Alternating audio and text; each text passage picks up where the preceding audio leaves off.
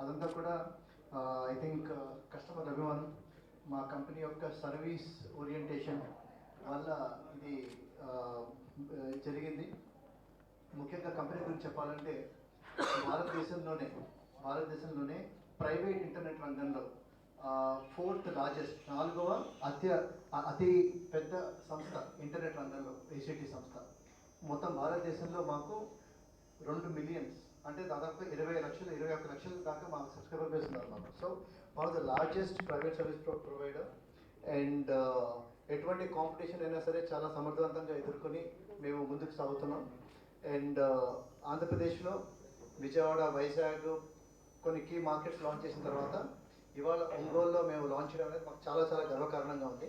ఒంగోలు చెప్పాలంటే చాలా పెద్ద మార్కెట్ ఇది. అయితే ఒక విజయవాడ, వైజాగ్, నెల్లూరు తర్వాత ఐ థింక్ చెప్పుకోదగ్గ పెద్ద మార్కెట్ ఒంగోలు. సో ఈ ఒంగోలు మార్కెట్లో మేము దాదాపుగా 90% పైగా నెట్వర్క్ని మేము విస్తరించాము ఇక్కడ.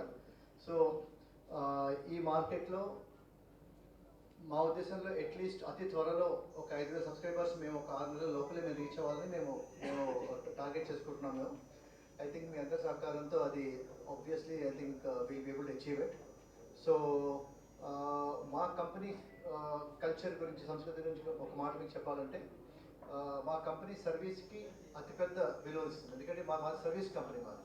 సో మా కంపెనీ ఫిలాసఫీ ఏంటంటే, ఒకవేళ ఎంప్లాయీస్ హ్యాపీగా ఉంటే కస్టమర్స్ బాగుంటారు, కస్టమర్స్ హ్యాపీగా ఉంటారు, కస్టమర్స్ హ్యాపీగా ఉంటే కంపెనీ గెలుస్తుంది, అభిమానింపబడుతుంది, మార్కెట్లో గెలుస్తుంది. సో ఇది కంపెనీ యొక్క ఫిలాసఫీ. సో ఈ ఫిలాసఫీని అనుసరించి కంపెనీ